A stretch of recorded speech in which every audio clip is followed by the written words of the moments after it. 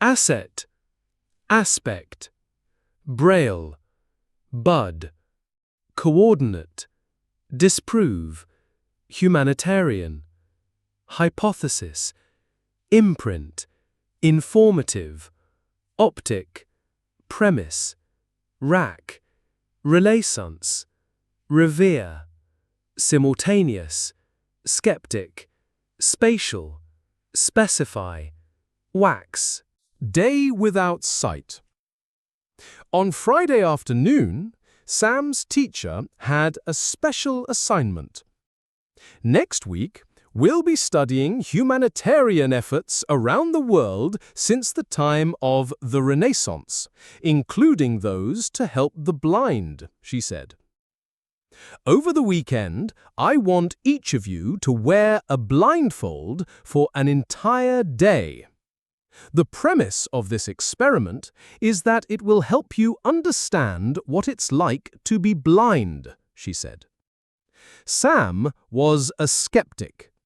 He really didn't think the assignment would be too challenging. On Saturday morning, Sam took a piece of cloth and tied it around his head to cover his eyes. Then he went into the kitchen for breakfast.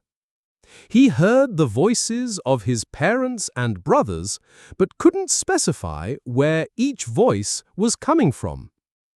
He thought about how important hearing is for blind people. "Could you pass me the newspaper, please?" he asked.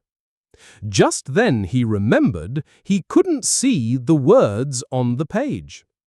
He wondered if Braille newspapers were ever made.